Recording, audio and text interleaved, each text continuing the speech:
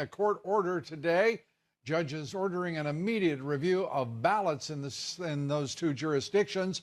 Election officials have learned apparently nothing about electoral integrity and public responsibilities in those two counties. In short, they're a disgrace. You look at Broward County, they have had a horrible history. And if you look at the person, in this case a woman, involved, she has had a horrible history. And all of a sudden, they're finding votes out of nowhere. And Rick Scott, who won by, it was close, but he won by a comfortable margin. Every couple of hours, it goes down a little bit. Look, there's bad things have gone on in Broward County, really bad things. She's been to court. She's had a lot of problems. She's lost. We'll take up those officials, the charges of rigged elections and pervasive corruption. Congressman Matt Gaetz, former Bush White House staffer Brad Blakeman, political savant, political strategist Ed Rollins, who knows a thing or two about recounts. Also tonight, China and the global elites on Wall Street banding together, trying to pressure the Trump administration into making trade and immigration concessions that would undercut much that the president has already accomplished to help American workers. Asia expert Gordon Chang joins us tonight. We'll be discussing the U.S.-China relationship. And in California, rapidly moving wildfires have burned structures to the ground, already claimed the lives of at least 5 people, their bodies found in their burned out vehicles. The magnitude of the destruction that we are seeing is really, again, unbelievable and heartbreaking. And currently, we have roughly about 105,000 people evacuated in Southern California. We know that there have been injuries, and we know that there have been loss of life.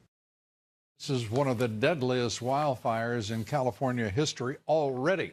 We'll have the latest for you on those fires and the efforts to stop them later in the broadcast. Our top story, President Trump and the First Lady have arrived in Paris. There they will be commemorating the 100th anniversary of the end of World War I. They'll be in France through at least Sunday afternoon, and Chief White House correspondent John Roberts with them in Paris to cover the ceremonies and the president. Well, good evening, Lou. President Trump finds himself embroiled in a brand new legal battle as a civil rights organization files suit against President Trump's efforts to restrict asylum claims in the United States. But the president is vowing to do everything he can to stem the tide of illegal immigration. Departing the White House this morning, President Trump threw more fuel on the immigration fire, saying he had started the process to deny asylum claims made by illegal immigrants. I just signed the proclamation on asylum, very important. People can come in, but they have to come in through the ports of entry. And that, to me, is a very important thing. The action drew an instant lawsuit from the ACLU, but the president got immediate backup from his acting attorney general, Matt Whitaker, in a statement saying, today the president has made a strong statement that enough is enough. Thanks to this decisive order from President Trump, we are continuing to provide a path to protection for those who truly need it while stopping our generosity from being abused. I reiterate, we need Democrats' votes. They have to pass new immigration laws because they're flooding our country. We're not letting them in, but they're trying to flood our country. President Trump will be in Paris to mark the 100th anniversary of the armistice that ended World War I. While the president will have a bilateral meeting with French President Emmanuel Macron, a sit-down with Russian President Vladimir Putin has been put off until later this month. Well, I'll meet with Putin at the G20. I don't know that we're seeing each other in Paris, but there may be a lunch for the leaders. Fox News is told that after President Trump returns from Paris, he and his attorneys will make a decision whether to submit to an interview with special counsel Robert Mueller. Right now, I'm thinking about the world. I'm not thinking about sit-downs or not sit-downs. The president's legal team has prepared written answers to several questions about the Russia collusion issue, but President Trump hasn't yet decided whether he'll give them to Mueller. There was no collusion. It's a whole hoax. On his way to Paris aboard Air Force One, the president weighed in on congressional efforts to protect the Mueller investigation with legislation, taking aim at Arizona Republican Jeff Flake, tweeting, "Jeff Flake doesn't want to protect the non-Senate confirmed special counsel. He wants to protect his future after being unelectable in Arizona for the crime of doing a terrible job." And President Trump also railed against the decision by an Obama-appointed district judge in Montana to block his plans to build the Keystone XL pipeline. Well, it was a political decision made by a judge. I think it's a disgrace. But President Trump did see as good news a ruling from the Ninth Circuit Court of Appeals against his plan to end the so-called DACA program. Good news because the president says it now kicks it to the Supreme Court, where he has just cemented a comfortable 5-4 conservative majority. Lou? John, thanks very much. John Roberts reporting from Paris. Now to a contest that could be decided not by voters, but by the courts. Attorneys are now motioning and monitoring and amid charges and allegations of wrongdoing, those flying in the Florida Senate contest between Governor Rick Scott and Senator Bill Nelson. Fox News correspondent Phil Keating keeping track of it all in Miami. In Florida, the election fervor is red hot. Two key races for U.S. Senate and governor appear destined for an automatic recount. What's going on in Florida is a disgrace. Every Floridian should be concerned. Republican Governor Rick Scott, who's in the contested Senate race against incumbent Democrat Bill Nelson, filed a lawsuit against Broward and Palm Beach counties. He alleges rampant fraud. I am the senator-elect in the state, and so we're just unfortunately having to go through this process because the Democrats are trying to steal this seat. Broward County Supervisor of Elections Brenda Snipes remains defiant that nothing improper occurred. Snipes is no stranger to controversy, though. A judge ruled her office destroyed ballots in a 2016 House race, and in another instance, she was accused of mishandling absentee ballots. Still, she maintains the governor's lawsuit had no merit. We ran 22 sites. We ran 14 days. We ran 12 hours. We had a big vote by mail. So don't try to turn it around to make it seem like I'm making comedy out of this. Nelson filed his own lawsuit demanding the state count all provisional and mail-in ballots that show a signature mismatch, and late today accused his opponent of abusing his public office by not ensuring all votes are counted. Clearly, Rick Scott is trying to stop all the votes from being counted, and he's impeding the democratic process. And Mark Elias, an attorney for Nelson's team, expressed confidence the numbers will eventually turn on their side. If I had to place a bet, I would say that it is more likely than not that Senator Nelson will prevail in a recount. If that name sounds familiar, Elias is a longtime Democratic operative, working with Hillary Clinton's 2016 campaign and who hired Fusion GPS, the opposition research firm that produced the infamous anti-Trump dossier. In one of a half-dozen tweets Friday on the controversy, the president calls Elias an election-stealing lawyer and warns against what he calls the Broward effect. If this wasn't enough, a recount appears just as likely in the governor's race. Democrat Andrew Gillum, seeking to be the first African-American to lead his state, conceded the race Tuesday night to Republican Ron DeSantis, but is now reconsidering that decision, which isn't binding. Gillum responded to Trump's tweet that the situation in Florida was a nationwide embarrassment with a tweet of his own. What's embarrassing to democracy is not counting every vote. And you, of course. The unofficial election results from all 67 counties are now due at noon on Saturday in Tallahassee. And if the Secretary of State determines that the margin of victory in any of these races is less than 0.5%, that automatically triggers a recount. And we firmly expect most county offices to be staffed, waiting for that order to start feeding the machines one more time. Lou? Bill, thanks very much. Phil Keating. There's also been a big court ruling in Arizona that extends any decision on that Senate race between Republican Martha McSally and Democrat Kyrsten Sinema. Extends it for at least a few days. New numbers tonight show Sinema widening her lead to more than 21,000 votes, leading 49.36 to McSally's 48.31. Correspondent Dan Springer in Phoenix right now and has the details for us. Lou, this vote count in the state of Arizona remains tight. Kirsten Sinema still holds a 9,000 vote lead. That's about 0.5% with roughly 450,000 votes left to be counted. We thought we were going to have some legal drama today, but a short time ago, a settlement was announced. The Republican Party sued to get Maricopa County to stop curing ballots that had a problem with signatures. Officials say most counties throw those ballots out if they can't be verified by Election Day. But then the GOP backed down, allowing the process to continue through next Wednesday. The party chairman was still on offense before today's hearing. The Democrats' legal strategy is clear, as it is troubling. They want to disenfranchise 11 counties they can't win. President Trump must have been unaware of the settlement when he tweeted today, quote, "Just out in Arizona, signatures don't match electoral corruption. Call for a new election.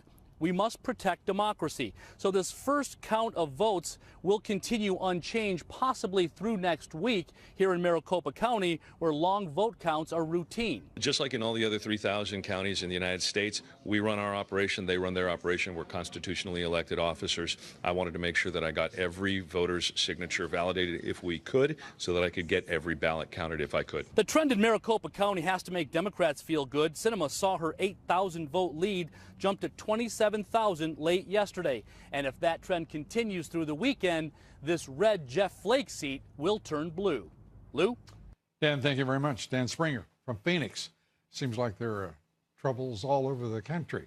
Up next, the national left-wing media refuses to believe their radical dim cohorts could actually lose an election.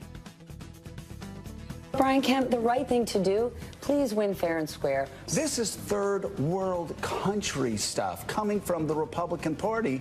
The elections are not over. We're still seeing results trickle in, and they're going for the Democrats. The thought of kind of using executive power to try to interfere with the post-election counting is a clear and present warning sign about what we may be looking at 2 years down the road. That they're arguing essentially that the election was stolen. And Governor Scott using the words rampant fraud, it sounds a little bit Trumpian.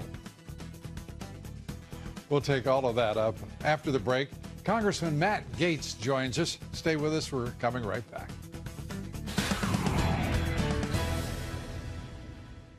Lou's success story continues. For over 2 years, viewers keep choosing. Well, let's take a look at the so-called balance of power in the Senate. The Senate races in Florida, Arizona, which look like they're headed for recounts, is certainly in Florida, and Mississippi, where a runoff election will be held November 27th. We have to acknowledge that this is the current Senate balance of power and may be adjusted. The balance of power stands with Republicans in charge right now, 51-46. If the Republicans were to sweep the three races, obviously, they would have a majority of 54-46. If the Democrats sweep, the Republican majority would descend to 2 seats, and these are the stakes that we're looking at now. One of the people who holds the outcome in her hands is Florida Democrat and Broward County Supervisor of Elections. She's Brenda Snipes. Snipes has just a sordid history in her 15 years in office. In 2016, Snipes' destruction of primary ballots while they were subject to a lawsuit. She also violated the law in 2016 when her office posted early voting results before the polls closed. And in 2004, her office had to send 58,000 absentee ballots to voters who requested but failed to receive them. Wow. Our next guest is criticizing Broward County for the mysteriously appearing ballots in this election 3 days after Tuesday's elections. He's now calling for the removal of her, the Supervisor of Elections, Brenda Snipes. Congressman Gaetz says Snipes has failed to follow state transparency laws. Joining me now, Congressman Matt Gaetz, member of the House Judiciary and Armed Services Committee. Congressman, I've got to say, looking at her record, what in the world is she doing in the job? Lou, it's like we've got a banana republic down here in Broward County. Just hours ago, a judge ruled that Brenda Snipes violated the Florida Constitution by not allowing citizens to have access to basic records that were supposed to be produced. Easy stuff, Lou, like how many ballots were cast and who cast them and where were they cast. This is something that almost every other supervisor of elections, 65 out of 67, were able to get all of this information right in a matter of hours. We're now days later.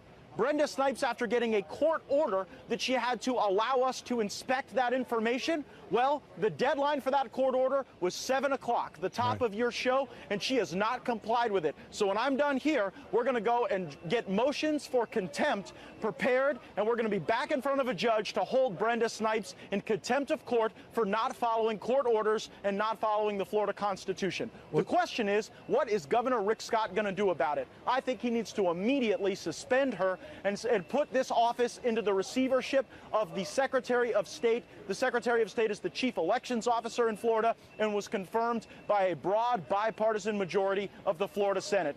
This lady cannot do the job. She is either incompetent or corrupt, and I don't want to wait around and find out which it is.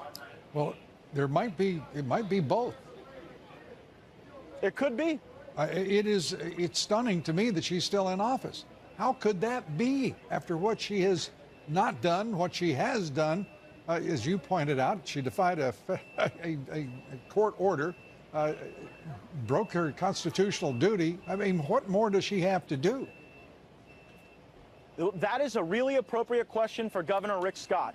I hope that Governor Rick Scott isn't scared that since he's a candidate, he shouldn't fulfill the duties of the governor, because 8 million ballots were cast in Florida, Lou, and my constituents who did it right, my supervisors of elections who followed the law, we should not have our votes diluted by the corruption and by the terrible illegal behavior here in Broward County. This is always the place where it's a problem, and it's because the people working in this building are either too stupid or too corrupt to do their job. So I think we ought to remove them immediately, and then we ought to have the state's Secretary of State come in, put the office in receivership, and I think America deserves to know how many people voted in Broward County. I think we deserve to know whether or not they voted in person or absentee or vote by mail, because only that transparency allows us to be able to identify voter fraud and ballot stuffing and illegal activity. If you play hide the ball with the ballots, then we can never catch you committing the fraud. Well, exactly right. But I mean, here we go again. It's been 18 years since the Gore v. Bush, and here we are with Broward and Palm Beach County in much the same position.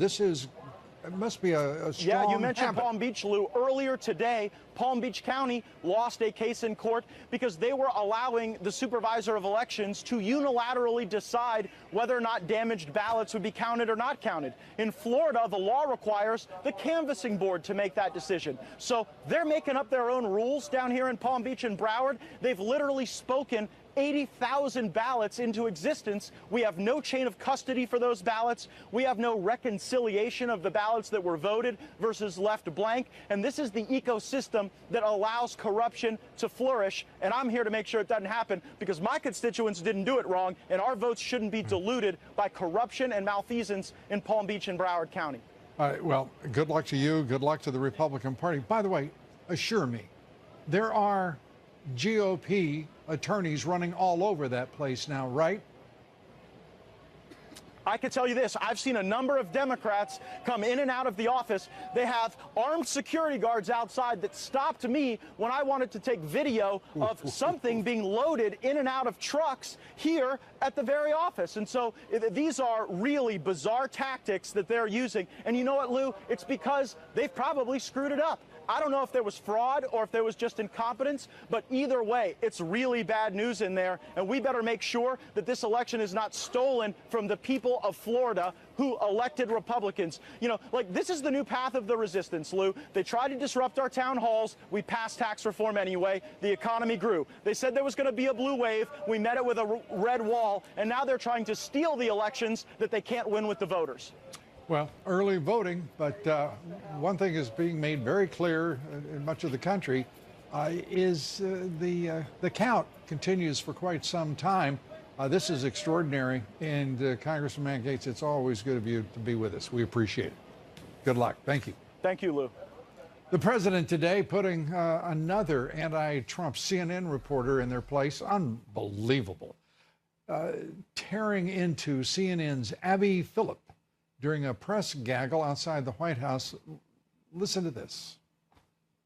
Do you expect Matt Whitaker to be involved in the Russia probe? Do you want him to... It's up to him. Do you want him to rein in Robert Mueller? What a stupid question that is. What a stupid question. But I watch you a lot. You ask a lot of stupid questions. Oh, we're just wondering. I don't know where they find these reporters over there. I don't know how they come up with these questions. I don't know why anybody puts up with them at all at the White House. Be sure to vote in tonight's poll. Our question is, do you think any reasonable person would support voter ID laws to ensure electoral integrity? We're just curious. Cast your vote on Twitter at Lou Dobbs. It seems like voter ID laws would make so much sense, but the courts say no. But those courts are not necessarily objective on the issue. Follow me on Twitter at Lou Dobbs. Like me on Facebook. Follow me on Instagram at Lou Dobbs Tonight. Still ahead here, the latest from California. 2 wildfires are moving at an alarming pace, absolutely out of control, and just devastating. More on the controversial recounts, of course, that are looming in Florida, and we'll take that up right after the break with Greg Jarrett and Brad Blakeman. Stay with us. We'll be right back. Geico makes it so easy to manage. Behind Trump's trip to Paris and how it could impact trade, Fred Flights has the latest on Mornings with Maria. Then, oil's slippery slope, how prices have gone from boom to bust. Shell Oil's former president does the math on Varney. ACLU, you know, the left-wing activist organization that has a tax exemption, is now seeking a court injunction against the president's new restrictions on asylum. And, oh yes, catch and release is over as well. They claim the policy violates federal immigration law. No word yet from Senator Dianne Feinstein, who advised President Obama to use, quote, very broad powers to limit asylum back in 2014, the very foundation for the president's proclamation and order. Joining me now to talk about the president's asylum proclamation, as well as what is pretty clearly election fraud in Broward County. I know you're thinking, say it isn't so, in Palm Beach County.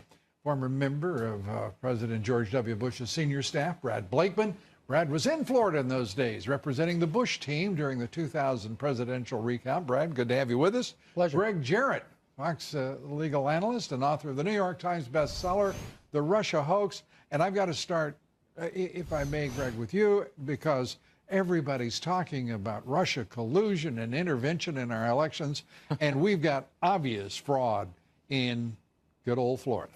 Yeah. I mean, the either corruption or incompetence is now consumed Broward County at the hands of Brenda Snipes, who a judge several months ago found that she had unlawfully destroyed ballots.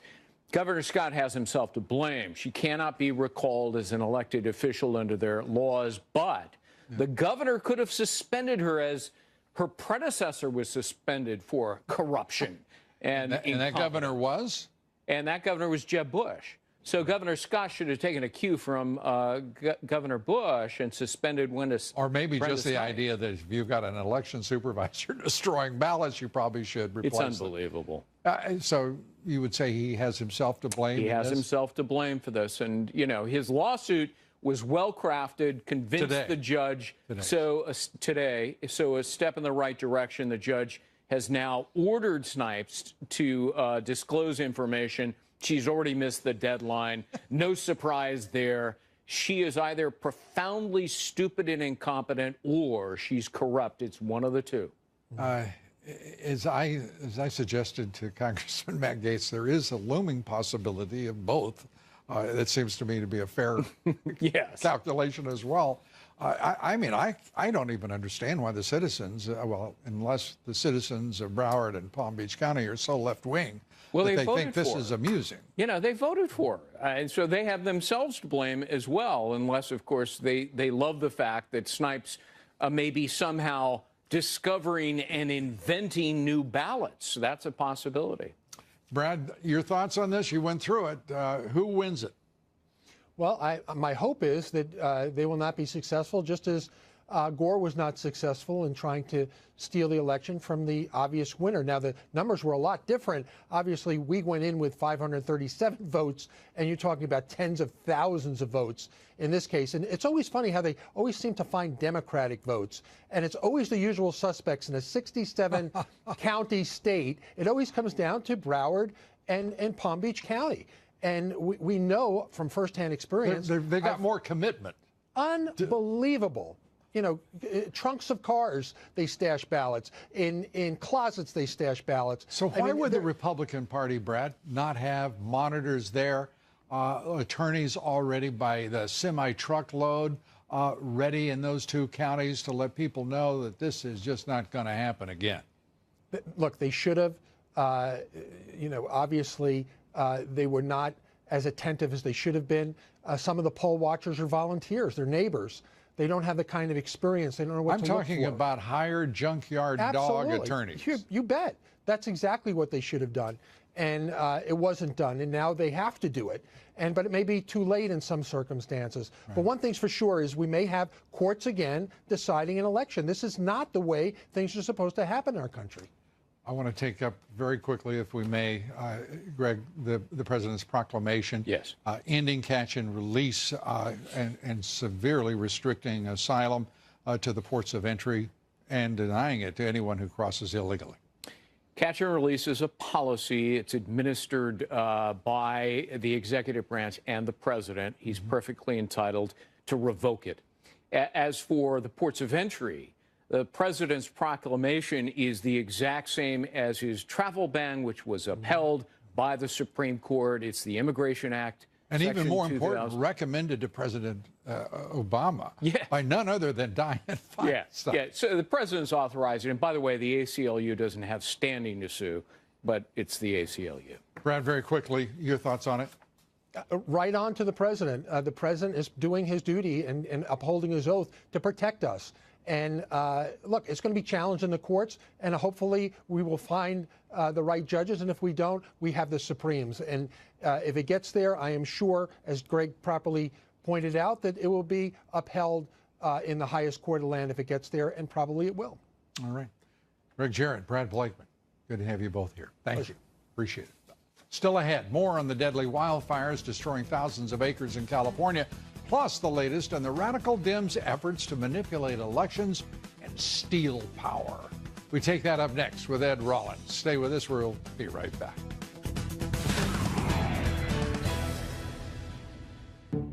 And it all starts with a conversation here. All right, let's get started. Show your clients the power of wealth and health. Breaking news tonight from California, where President Trump has just approved a disaster declaration as firefighters battle two major out-of-control wildfires. Look at these pictures. They're astonishing. These fast-moving flames have killed at least 5 people now. Thousands of homes, commercial buildings are in danger of burning. More than 100,000 people have been evacuated. Thousands of residents in Malibu, the fire overtaking some of their homes.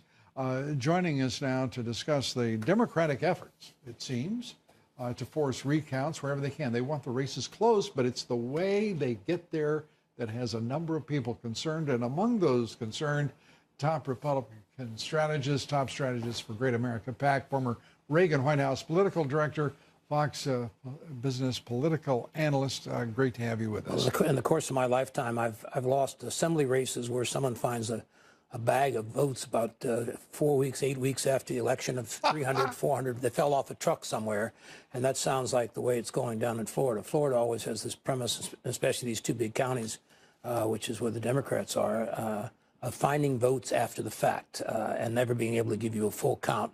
And the idea that a court said that she had to basically by 7 o'clock allow people in there and have and she just violates it. She just moves right on. She told the judge, go to hell. That's what she did. And, just. So now the judge says he gets mad at being told to go to hell and she doesn't comply with the order.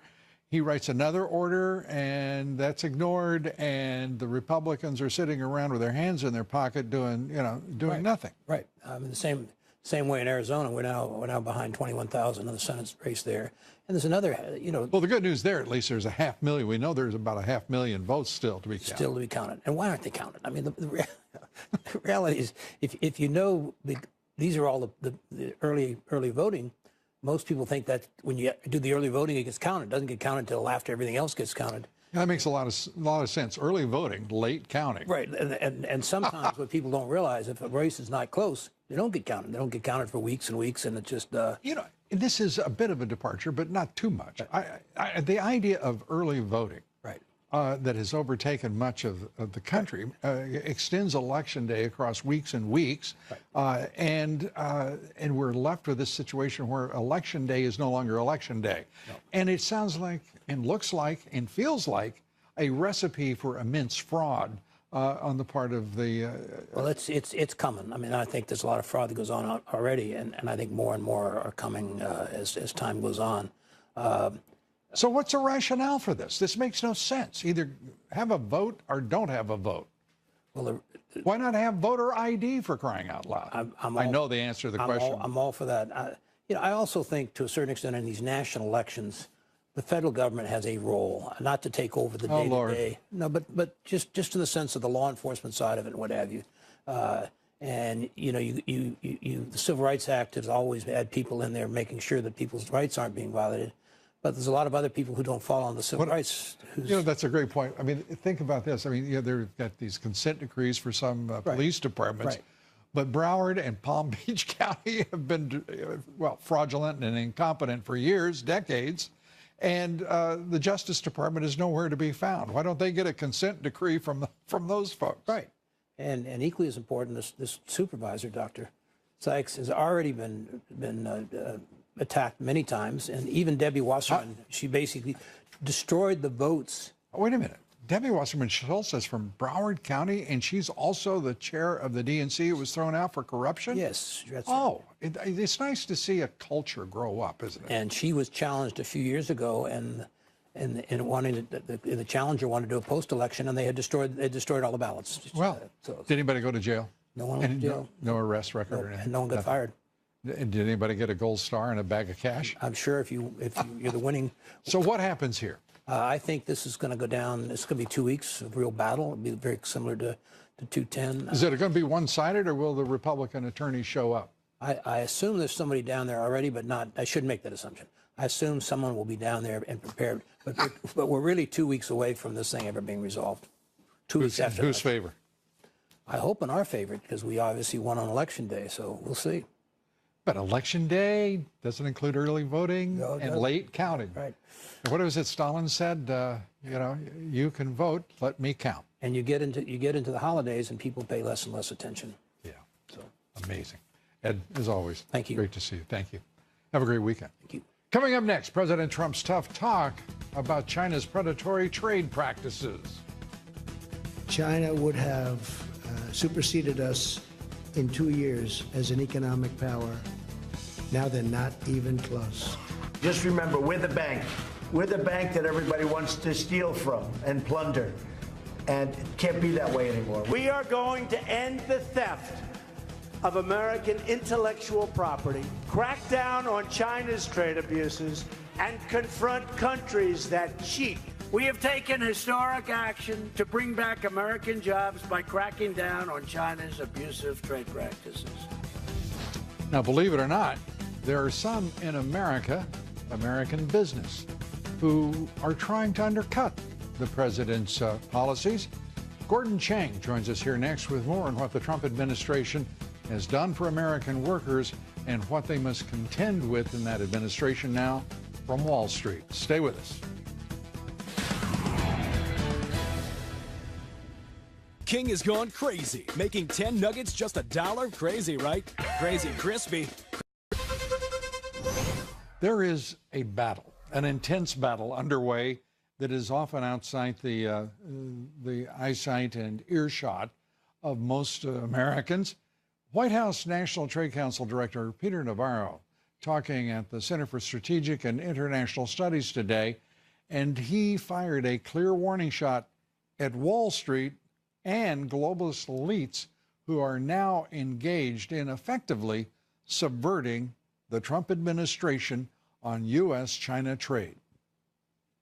When these unpaid foreign agents engage in this kind of diplomacy, so-called diplomacy, all they do is weaken this president and his negotiating position. No good can come of this. If there is a deal, if and when there is a deal, it will be on President Donald J. Trump's terms, not Wall Street terms. But if Wall Street is involved and continues to insinuate itself into these negotiations, there will be a stench around any deal that's consummated, because it will have the imprimatur of Goldman Sachs and Wall Street. So I would urge these unpaid foreign agents to stand down on this issue. No good can come of it. If they want to do good, then spend their billions in Dayton, Ohio, in the factory towns of America, where we need a rebirth of our manufacturing base and an end to the opioid crisis, which they helped create by offshoring our production. And the Chinese by shipping tons of it, fentanyl, for example, into this country. Joining me now to take all of this up, the global elite's efforts to influence President Trump's trade negotiations to really subvert the administration. Gordon Chang, he's author of The Coming Collapse of China in place of the nuclear showdown. Let me turn first to this, and let's start with two words that a lot of people are right now hearing more of than we've heard in some time. One is globalist, and the other is nationalist.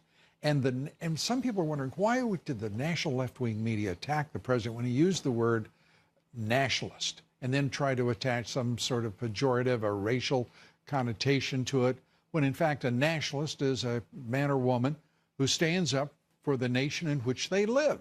A globalist is obviously someone concerned about the international order, a one-world order in most instances. Yeah, fair summation? Yeah. The important thing here, Lou, is that President Trump's tariffs are imposed as a remedy to stop the theft of our intellectual property. Because we've got an innovation-based economy now, and if we cannot commercialize that, the Chinese are going to dominate the 21st century. This is theft to the tune of hundreds of billions of dollars a year, and this is what President Trump is doing. As much as $600 billion a year.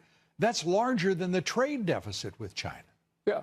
So clearly, when you look at the reality of what he's doing, forget about the labels for a moment. He's defending the American economy, the American worker and American business. The American way is what this president is doing on every level. He is defending its borders. He is, by the way, trying to impose law and order, to support law enforcement, build a strong military. For what purpose? To defend the nation and the American citizens who live in it. How complicated is that, except for those who obfuscate and want to change and police language so that people don't understand that this is a fight. It is an existential fight, in my judgment, for this country against the predators of China, primarily, and he has to win it. And by the way, we wouldn't even be engaged in it. Goldman Sachs and the so-called elites of Wall Street would be selling everything out to China they could find. By the way, just like they've done to American industry for some time, vis-a-vis China. Yeah. Peter Navarro started an important conversation that this nation has to have, and that is we've got a big segment of the financial services community much too comfortable advocating Beijing's positions. And essentially what we're talking about, as we said, intellectual property theft. We need somebody to defend the American worker, the American creator of IP.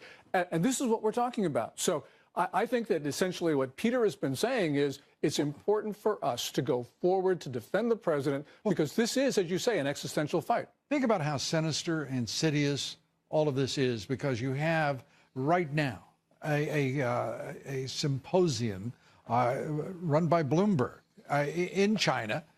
Here is a man who's potentially a presidential candidate conducting effectively foreign policy, and the Chinese are using that as a agency of propaganda.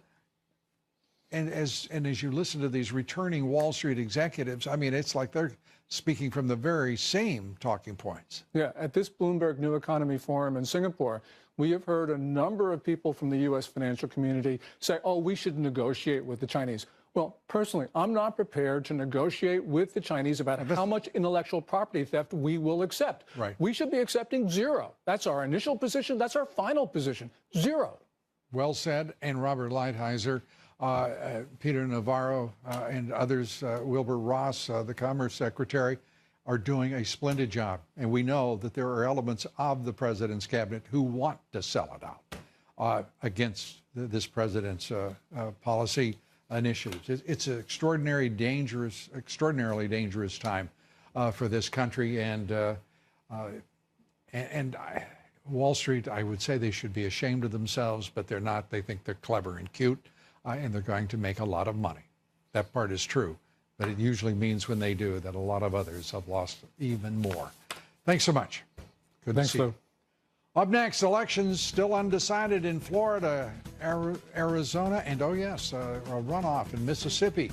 Ballots still being counted, blame certainly being thrown around. We'll have the latest for you from Florida, and oh man, doesn't this take you back? They're counting Chads in Broward County. Now that